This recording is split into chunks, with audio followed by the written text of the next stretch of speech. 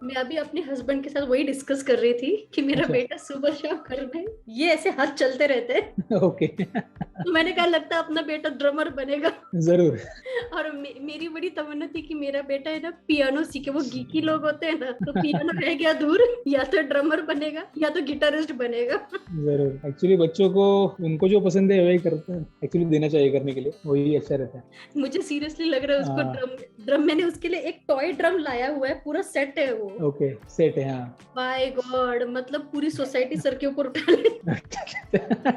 इसलिए उस ड्रम को मैंने छुपा कर रखा है। अच्छा। किसी को लगे कि घर में पता नहीं क्या हो रहा है, बर्तन क्या हो रहा है? बज रहे, क्या हो रहा है पता नहीं। तो विल स्टार्ट मनीष अपने पॉडकास्ट, क्योंकि यस यस। हमारी बातें तो यस यस, चलती रहेंगी। चलती रहेंगी।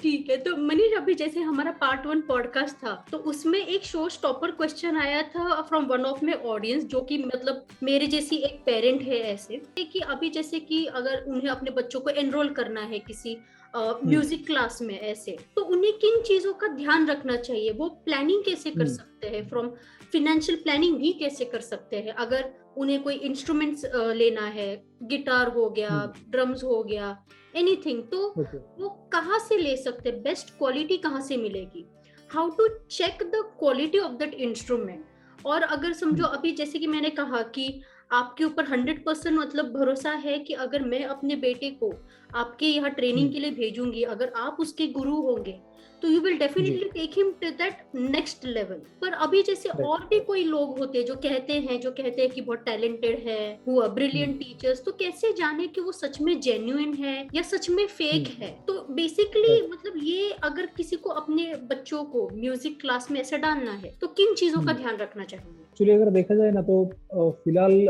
मार्केट में देखिए तो बहुत सारे क्लासेस ओपन हुए हैं कि हम लोग तबला सिखाते हैं, हम लोग ड्रम सिखाते हैं, हमारे पास ये सब फैसिलिटीज है। मगर अगर देखा जाए तो बहुत सारी गलत चीजें सिखाते हैं, वो बच्चों को मिसगाइड करते हैं एक्चुअली देखा जाए तो। मैं सबके बारे में नहीं बोल रहा हूँ, मैं कुछ कुछ लोग ऐसे हैं। और कभी मैं एक्चुअली यूट्यूब पे देखते रहता हूँ कि कुछ नया कुछ सीखने को मिले, या किसी कोई अच्छा प्लेयर बजा रहा हो तो कभी कभी ये बंदे भी आ जाते हैं बीच में। देखने की मीन्स ऐसा सुनने को मिलता है या देखने को भी मिलता है कि बैठे हैं उनके स्टूडेंट बाजू में बैठे हैं, 4-4 लोग 5-5 लोग स्टूडेंट बैठे हैं, और उनके पास खुद की तैयारी तो नहीं रहती ही नहीं है, मगर जो मार्केटिंग जो करते हैं वो लोग कि वो उनका इतना पावरफुल रहता है मार्केटिंग की, पेरेंट्स भी वो उनके इसमें आ जाते हैं बोलने में, और वो फंस जाता है। एक्चुअली देखा जाए तो बच्चों का और पेरेंट्स का दोनों का भी नुकसान है इसमें देखा जाए तो। मगर इसमें अगर बचना हो तो एक्चुअली अभी क्या है कि वेल नोन आर्टिस्ट और उसका सब बैकग्राउंड जानने के बाद ही आप उनको उनके पास सीखने को भेजो, कि या 4 लोगों के पास पूछताछ करो कि थोड़ा सा इन्फॉर्मेशन निकालो उस बंदे के बारे में कि वो कैसे सिखाते हैं, या क्या कैसे टीचिंग करने का उनका तरीका क्या है, कि या 1-to-1 लेते हैं, या स्पेसिफिकली वो बच्चों के पास पर्सनली ध्यान देते हैं क्या। ये अभी बड़े बड़े इंस्टीट्यूट भी ऐसे है कि जिनके नाम पर इंस्टीट्यूट है वो तो बंदे सिखाने को आते ही नहीं है एक्चुअली देखा जाए तो, उनके जो स्टूडेंट लोग ही वही सब संभालते हैं। मगर पेरेंट्स का कह रहते हैं कि जो बड़े लोग हैं उनके नाम पर वो अपने बच्चों को वहाँ पे सीखने के लिए भेजते हैं अगर देखा जाए तो। मगर वो उनके वहाँ जाने के बाद उनको पता चलता है कि, और बाद में पता चलता है कि वो सिखाते ही नहीं है, उनके सब स्टूडेंट लोग ही सिखाते हैं।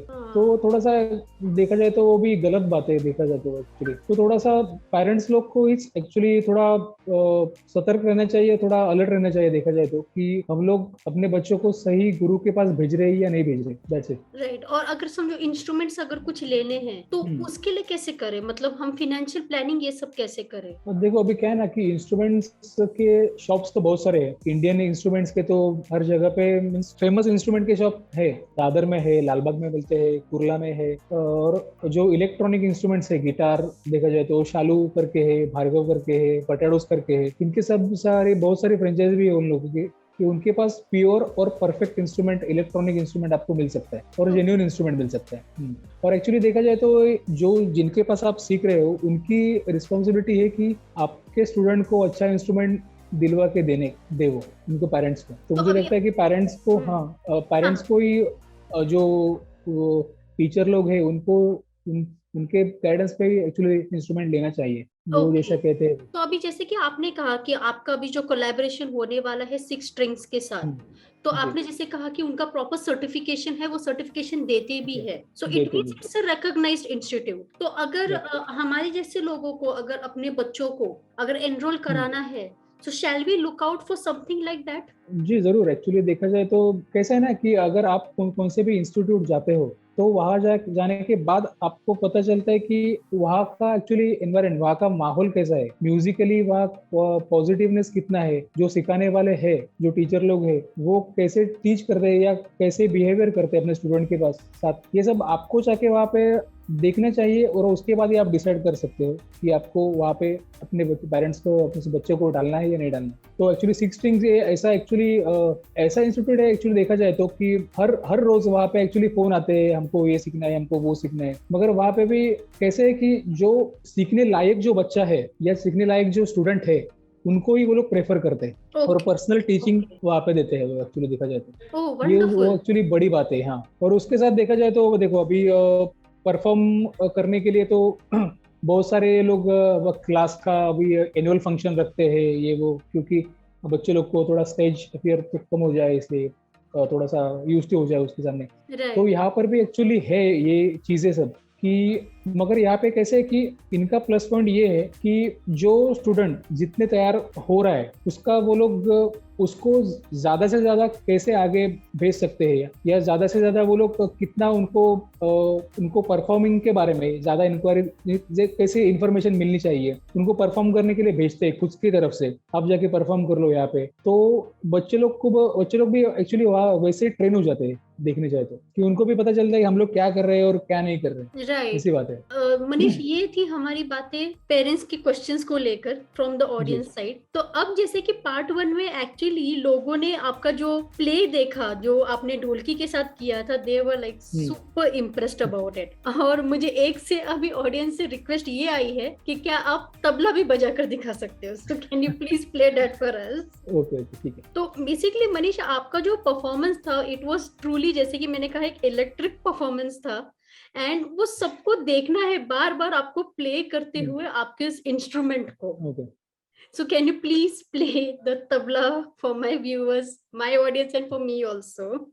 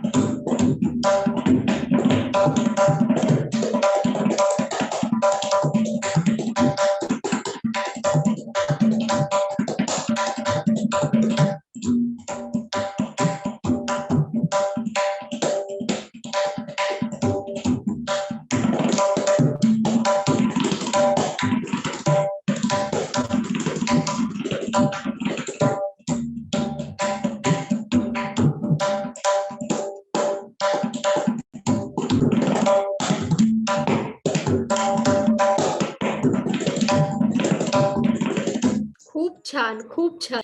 मराठी में एप्रिसिएशन निकल गया। It was brilliant Manish. और मुझे तो ऐसा लग रहा है कि बार बार व्यूअर्स एंड ऑडियंस अभी यही मांगने वाले, प्लीज ये प्लीज इंस्ट्रूमेंट प्ले करा के दिखा दो हमें। सो मनीष, अभी जैसे कि अभी आपने तबला प्ले करके बताया, तो आप बता सकते हैं कि लाइक तबले के बारे में और कुछ बता सकते हैं, तो उनके साउंड्स कैसे होते हैं, anything anything with regards to tabla? हाँ, अगर देखने जाए तो मैं आपको तबले के बारे में एक इन्फॉर्मेशन एक बोलता हूँ कि तबला की जो उगम होता है ना, तबला कैसे बना है, ये अगर देखा जाए तो इसका परफेक्ट इलाज नहीं है। पहले राज दरबार में वगैरह पखावज बजता था।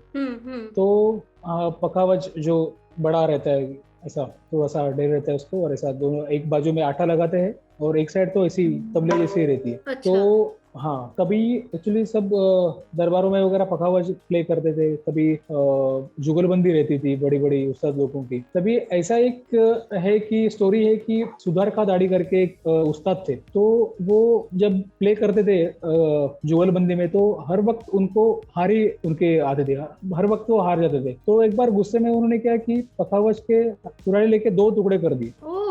हाँ, तो ये कि उनके बाद में उन्होंने कि पखावज के 2 टुकड़े किए, तो फिर उन्होंने उसमें ही थोड़ा रिसर्च किया। रिसर्च करने के बाद एक को डग्गा किया, एक को चाटी किया। अच्छा।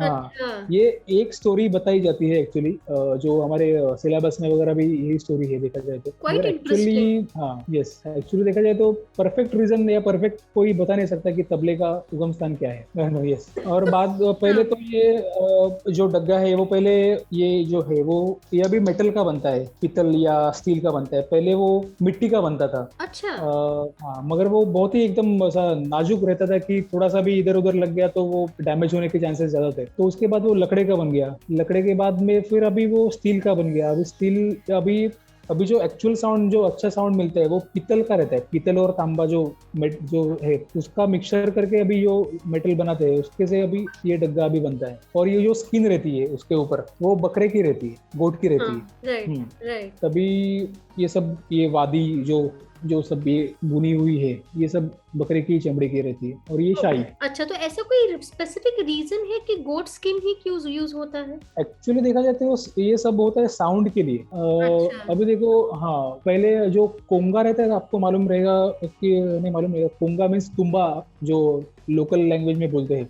2 पीस रहते हैं, 3 पीस रहते हैं। उसके हाँ हाँ। पहले जमाने में वो जो अपना कैमल रहते हैं ना, कैमल ऊन, उसकी सीन उसको लगाई जाती है, क्योंकि वो उसका साउंड थोड़ा ब्रॉड रहता है, थोड़ा बेसी साउंड रहता है या मेलो साउंड रहता है उसका। इसके हिसाब से वो ऊन की स्किन उसको परफेक्ट जाती थी, इसलिए वो कैमल की स्किन उसको लगा देते हैं। अभी यहाँ पे देखो, अभी यहाँ पे तो बहुत सारी इन्होंने ये भी की हुई, रिसर्च किया हुआ, उसके बाद फाइनलाइज किया कि गोट की उसका स्किन लगना चाहिए साउंड के लिए specially. Okay, so it is based specifically on sound, कि एक स्पेसिफिक साउंड एक जनरेट होना चाहिए। जनरेट होना चाहिए इसलिए। तो तबला सीखने के लिए मतलब कितने साल लग गए? लाइक आपको मास्टरी करने के लिए कितने साल लगे? How difficult it is? Actually tabla आप कितना भी सीख लो मगर वो कम ही है। तबला क्या, कोई भी इंस्ट्रूमेंट अगर देखा जाए तो, मगर तबला बहुत ही टफ इंस्ट्रूमेंट है अगर देखने जाए तो, कि आप कितना भी रियाज कर लो मगर वो कम ही लगता है। अच्छा। ये हाँ, अब उस पर जो मैथ्स है, जो गणित है, कि उसके बोलों का जो निकास है वो बहुत ही क्लिष्ट है। क्लिष्ट मतलब बहुत ही इसका एक में उलझा हुआ रहता है वो। अच्छा। और वो लयकारी, उनका जो स्पीड और हर बोल की जो बजाने का जो तरीका है वो सबसे ज्यादा टफ तबले में ही है। ओके। इसलिए सब मेन इंस्ट्रूमेंट, सब रिदम का जो मेन जिसको बोलते हैं, जो फर्स्ट रेफरेंस देते हो, इसलिए तबला सबसे मेन है। तो आपको कितने साल लगे तबला सीखने के लिए? मैं अभी भी सीख रहा हूँ।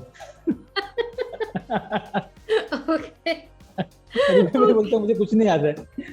नहीं नहीं, ऐसी कोई बात नहीं है। तो अभी जैसे तबला के बारे में हमने ये भी सुना है कि लाइक जैसे कि ताल होते हैं, घराना होता है, कायदा आई थिंक होता है, तो ये क्या होता है? Like what are these actually? अभी अभी देखो, अभी आप क्लासिकल कभी गाना सुन रहे हो, क्लासिकल गाना में क्या होता है, ताना आलापी, बड़ा ख्याल, छोटा ख्याल, फिर उसमें बंदिश रहती है, तराना रहता है। वो जैसे पेश करते हैं ना उनका गाना, वैसे तबले का जो सोलो वादन बोलते हैं उसको स्वतंत्र वादन बोलते हैं, तबला एकल वादन बोलते हैं। ये तबले में भी वैसे ही है। तबला जब आप सोलो परफॉर्म करते हैं तो तबले में पहला बजाया जाता है पेशकार। पेशकार मतलब क्या रहता है कि आप जो पेश कर रहे हो, आप जो पूरा वादन करने वाले कार में सब रहता है, वो आप कैसे लयकारी करते हो, उसको कैसे पेश करते हो। पेशकार में आप कितने उसमें जो लायक हो, बजाने में कितने पात्र हो, आप वो सब पेशकार में ही पता चलता है। इसलिए वो पेशकार रहते हैं, इसको पेशकार बोलते हैं। आप कैसे पेश करते हो वो आप पर डिपेंड है। फिर पेशकार के बाद कायदे रहते हैं, कायदा, रेले के बाद थोड़ी स्पीड बढ़ाने के बाद, टेम्पो अप करने के बाद टुकड़े, मुखड़े, चक्रधार। तो ऐसा एक सोलो वादन का एक सिलेबस है। तो it's really vast actually. Yes actually. ठीक है। तो मनीषा, अभी तो ये सारे क्वेश्चंस थे हमारे जो ऑडियंस से आए थे। अब ऐसे कुछ क्वेश्चंस आए हैं ऑडियंस से जो कि एक एस्पायरिंग म्यूजिशियंस जो है या जिनको करियर बनाना है, अब उनकी तरफ से ऐसे कुछ क्वेश्चंस आए हैं। तो एक क्वेश्चन ऐसा आया है कि क्या आप उनको ऐसे कुछ एक टिप्स बता सकते हो कि एज एन एस्पायरिंग म्यूजिशियंस उन्होंने किन चीजों का ख्याल रखना चाहिए जो उन्हें हेल्प करे आगे जाके सक्सेसफुल होने के लिए? अभी देखो, टिप्स अगर क्या एक्चुअली क्या है, आप अपने गुरु पर भरोसा रखो, वो जो बोल रहे हो उसका सही तरीके से रियाज करो, प्रैक्टिस करो मन लगा के। और ये प्रैक्टिस करने के बाद ही, पहले पहले तो सीखने आते थे लड़के या बच्चे रहते थे, वो अभी उनकी गलती नहीं है, वो बोलते थे पहले दिन आके बोलते थे सर हम लोग प्रोग्राम में कभी बजाएंगे, तो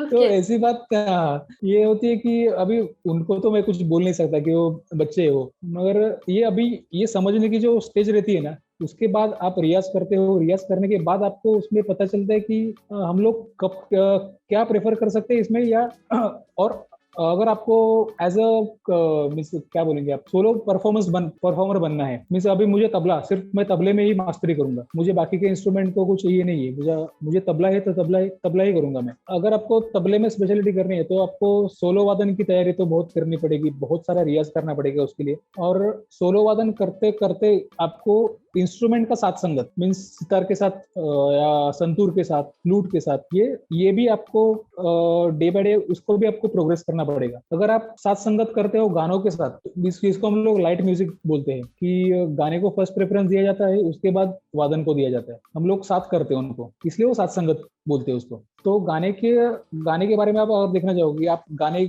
बॉलीवुड सॉन्ग्स अगर देखने जाओ तो ये साथ संगत, सोलो वादन और ये साथ संगत, ये दोनों ही अलग पार्ट है। आप ऐसा बोलेंगे मैं सोलो बजाता हूँ तो मुझे साथ संगत आती है, ऐसा नहीं है, उसका भी अलग सब जानकारी है, सब अलग ही उसका स्टडी है लाइट म्यूजिक का, वो भी उसका अलग वास्ट है एक्चुअली। वो देखा जाए तो लाइट, ऐसा लगता है कि लोगों को लगता है ये साथ संगत करना कुछ बड़ी बात नहीं है, मगर एक्चुअली बड़ी बात वही है कि राइट। आपको वो गाने का फील समझ के वो ठेका बजाना है, लग्गी बजानी है, तिहाई बजानी है, इसलिए वो मैच तो आपको तैयार चाहिए तबले में या हर एक इंस्ट्रूमेंट में, ये बात रहती है। करेक्ट। सो मनीषा, अभी जैसे कि कोई परफॉर्मेंस एंजाइटी है, किसी को परफॉर्मेंस एंजाइटी जैसे कहते हैं ना स्टेज फियर एंड ऑल, तो उसके लिए कोई टिप्स बता सकते हो आप? देखो एक्चुअली परफॉर्मेंस करते वक्त अभी एक्चुअली जो रहता है कि बाबा मेरा परफॉर्मेंस अच्छा होगा या नहीं होगा, ये डर तो सबके मन में ही रहता है, मेरे भी था पहले, ऐसे नहीं कि नहीं रहता था, मगर वो आप बार बार वो चीजें करते जाएंगे ना, तो आप उसको वो हासिल कर पाएंगे कि अभी नहीं, वो यूज टू हो जाते हैं उसके बारे में।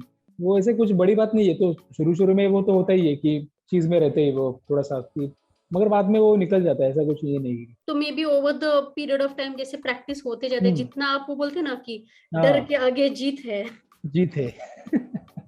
ऐसा अगर सोचकर कोई चले। और जैसे कि आपने कहा कि आपके गुरु ने आपको एक बेस्ट पीस ऑफ एडवाइस भी दिया था कि लाइफ से नो इस शब्द को हटा दो, तो मे बी शायद ये कुछ पॉजिटिव चीजें का याद रखे तो ये डेफिनेटली मोटिवेट कर सकती है, and over the period of time इस एंजाइटी को भी शायद रूल आउट कर सकती है। राइट। तो अभी मनीष, अभी जैसे कि अभी आप फिल्म इंडस्ट्री में हो, so what is the best part about this music industry? अगर आपको इस म्यूजिक इंडस्ट्री के बारे में किसी एक चीज को चेंज करना हो तो वो क्या होगी? तो म्यूजिक इंडस्ट्री में इतने बदलाव आए हैं, इतने चेंजेस है कि जैसे पॉलिटिक्स में जैसे पॉलिटिक्स है ना, वैसे अभी म्यूजिक इंडस्ट्री में भी पॉलिटिक्स होने लगा है, कि ग्रुपिज्म बोलते हैं उसको।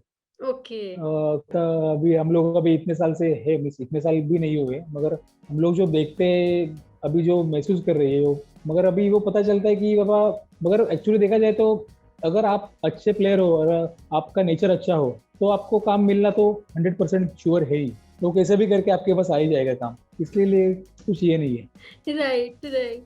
सो मनीष, अभी जैसे अभी आपने कहा कि आपको कई बार मतलब ऐसे नॉन स्टॉप काम करना पड़ता है या नॉन स्टॉप प्रैक्टिस करनी पड़ती है, तो आप आपकी personal life and professional life को बैलेंस कैसे करते हो? क्या आप कोई स्केड्यूल बनाते हो या इन्हीं पर्टिकुलर डेज पर मैं काम करूंगा, ऐसा कुछ आप स्केड्यूल बनाते हो ऐसे? नहीं, शेड्यूल तो नहीं बना सकता मैं, क्योंकि हमारा जो काम रहता है वो पर्टिकुलर टाइम के लिए नहीं रहता है। समझो आज तो मैं सुबह 6 बजे 7 बजे घर से निकलूंगा, 8 साढ़े 8 बजे की शिफ्ट रहती है और खत्म होती है कभी 11 बजे, कभी 12 बजे। पहले पहले दिन जो रहते हैं शूटिंग के, वो तो 2 बजे, रात को 3 बजे तक भी चलते हैं। ओके। तो इतना हेक्टिक शेड्यूल रहता है कि, मगर ठीक है, वो भी अभी पार्ट ऑफ लाइफ है एक्चुअली। तो शोज में भी वैसे रहता है कि टाइमिंग का कुछ ये नहीं रहता है कि इसलिए हम लोग, आप बोलेंगे यार हम इतने बजे घर पे आऊंगा, वैसा तो कभी होता ही नहीं है देखने जाए तो। और कभी कभी टूर्स पे चला गया तो 2-2 महीने में घर पे यहाँ पे रहता ही नहीं। ओके। तो थोड़ा सा तो हाँ, तो मम्मी डैडी के साथ थोड़ा सा वो रहता ही है बिछड़ना थोड़ा फैमिली के साथ। Right right. So as a musician, मतलब अगर समझो कोई एस्पायरिंग म्यूजिशियंस है, तो उनको as as a source of income क्या क्या चीजें दिमाग में रख सकते हैं कि उनको, अगर समझो आगे जाके म्यूजिशियन बनते हैं तो उनको कहाँ कहाँ से इनकम आ सकता है? ओके, अगर देख लो आप, फर्स्ट ऑफ क्या है कि फर्स्ट ऑफ ऑल ये है कि आप म्यूजिक सीख रहे हो, 2 साल बाद हो गए, 3 साल बाद हो गए, तो आपको गुरु को मालूम रहता है कि ये बंदा भी जो है अभी वो थोड़ा बहुत तो उसने बहुत अच्छी तरह से सब जो है वो पिकअप किया है अच्छी तरह से, तो ये सिखा भी सकता है जो बेसिक स्टूडेंट्स है उनको। ये फर्स्ट रीजन है कि, और ये फर्स्ट सोर्स ऑफ इनकम का एक माध्यम है कि गुरु ने आपने, हाँ गुरु ने अगर ग्रीन सिग्नल दिया तो आप घर पे जो बेसिक सीखने के लिए जो आपके पास आते हैं उनको आप सिखा सकते हो। या अभी उसके बाद कुछ ना कुछ अभी तो इतने प्लेटफॉर्म्स अवेलेबल है, यूट्यूब है, फेसबुक है, इंस्टा है, कुछ ना कुछ गाने गाकर या कुछ अपने रियाज जो है वो पेश करके अपलोड कर दो। इसकी वजह से आपकी भी थोड़ी सी पब्लिसिटी हो सकती है, और एक बाद में थोड़ा सा आपका ही कुछ एडवर्टाइजिंग हो गया तो बाद में आपको प्रोग्राम्स मिलना या कहाँ से ऑफर आना ये तो शुरू होता ही है। राइट। सो मनीष, ये थे अभी सारे ऑडियंस के क्वेश्चंस। अब करते हैं कुछ on the spot fun activity. ठीक है, so are you ready for it? So Manish, अभी बेसिकली आपको काफी लेजेंड्स के साथ देखा गया है, जैसे कि पद्म भूषण उदित नारायण जी हो गए, या आपने जैसे कहा अलका याग्निक, साधना सरगम, आपको तौफीक कुरैशी जी के साथ भी नजर आए हैं जो कि ब्रदर है जाकिर हुसैन के, अनु मलिक हो गए, या माधुरी दीक्षित हो गए, राहुल देशपांडे हो गए, and many many many of them. तो उसमें आपका सबसे फेवरेट कौन रहा है? फेवरेट अगर देखा जाए तो सभी अच्छे ही, एक्चुअली देखा जाए तो ऐसा कोई नहीं है कि ऐसा नहीं सबके साथ की, तो ऐसे पर्टिकुलर किसी को बोल नहीं सकते कि भाई ये पर्सन अच्छा है, ये सिंगर अच्छा है, मगर सब हॉस्पिटलिटी वगैरह सब सभी के पास अच्छा ही रहता है, मगर ट्रीटमेंट अच्छा रहता है, रिस्पेक्ट देते हैं इतना अच्छा। अगर एकदम सबसे स्वीट देखा जाए तो मुझे साधना जी अच्छी लगती है। ओके। सो वो आपको इंस्पायर करती है?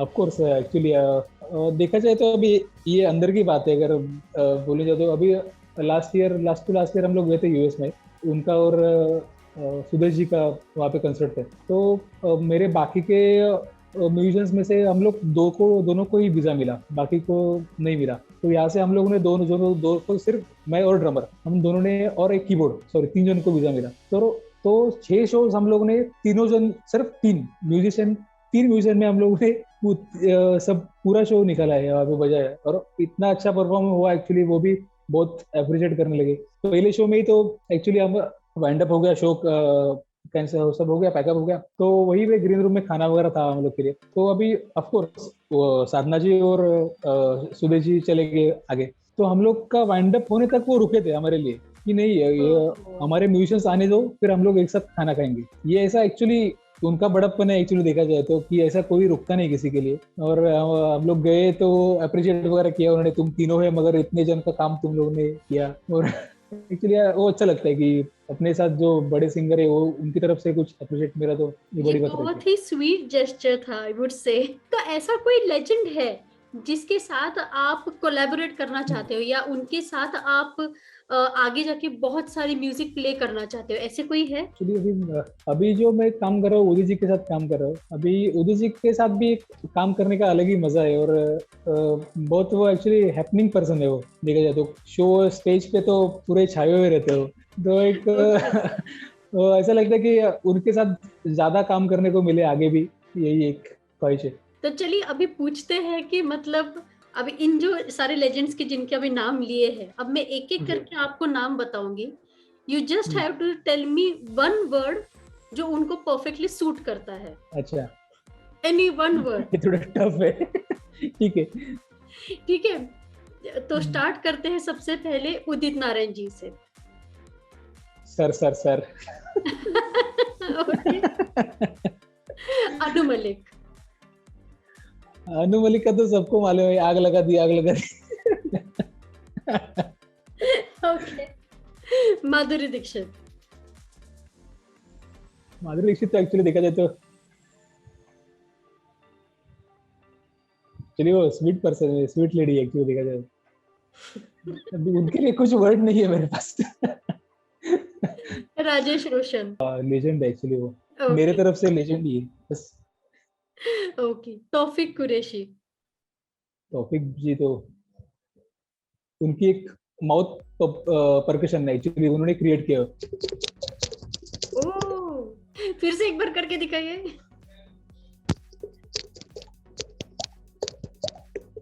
Wonderful, that was really nice. अच्छा, आपकी वजह से अब हमें पता चला कि उनकी क्या स्पेशलिटी है। जी। और एक्चुअली उनकी एक खासियत है कि वो एक्चुअली वे पहले ये लाया इंडस्ट्री में आर डी वर्मा जी ने, जो ब्रीदिंग पे साउंड निकला दुनिया में लोगों में जो गाना है उसमें आपने सुना होगा शायद ये। मगर इस पर जो रिसर्च किया है तौफिक भाई ने, वो आधा आधा घंटा 45 मिनट्स ये कंटिन्यू कर सकते हैं, अलग अलग ओह, लयकारी में। ओह, ये उनकी बहुत बहुत ही ज्यादा स्पेशलिटी है उनकी। Wow, mind that's blowing. Really nice.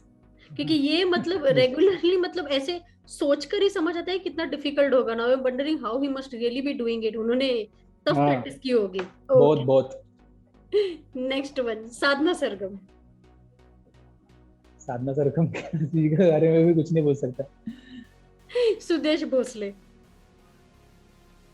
हाय, वो अमिताभ जी के वो क्योंकि वो बेस में ही बोलते हैं। बेला बेला शेट्टी। शेंडे के बारे में क्या बोलूं, उनका तो फेवरेट लावणी है उनकी, वाजले की बारा। ओके, अवधूत गुप्ते। अवधूत गुप्त, मारलस तोडलस भावा। ओके, ठीक है, चलो ये था एक छोटा वाला एक पार्ट हमारे ऑन द स्पॉट का। अब दूसरे पार्ट पर जाते हैं। अगर फॉर एग्जाम्पल, अगर मैं आपको एक सिचुएशन देती हूँ कि आप प्ले कर रहे हो और बीच में कोई एक मिस्टेक हो जाती, गड़बड़ हो जाते हैं आपसे, जी। तो कैसे रिएक्ट करोगे, कैसे उसे हैंडल करोगे? ऐसा अभी कभी तो हुआ उतनी है समझ है कि actually?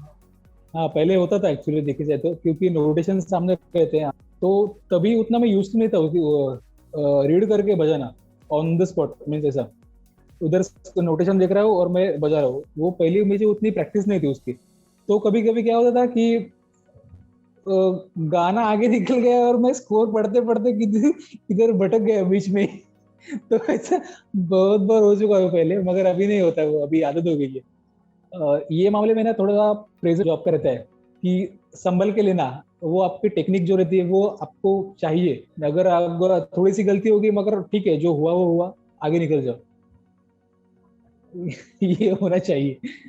Last question of the podcast, मेरे जी व्यूअर्स या ऑडियंस के लिए आप कोई एक स्पेशल मैसेज दे सकते हैं? जी, मैसेज तो दूंगा मैं वालों को, और सभी जो लाइक कर रहे हैं सब। म्यूजिक ये ऐसी बात है कि इसको कभी नजरअंदाज मत करो उसको। कभी कभी कुछ लोग रहते हैं कि म्यूजिक जरा भी पसंद नहीं रहते उनको, ऐसा मत करो यार। थोड़ा सा उसके बारे में सोचो कि म्यूजिक ये इतना गहरा सब्जेक्ट है कि जितना आप उसके बारे में सोचोगे, आप उसको उतना आप गहरा उसको ये फील करोगे कि नहीं यार, ये बहुत और बहुत हैपनिंग है सब भी इसमें, कुछ भी गलत नहीं है इसमें जरा सा भी।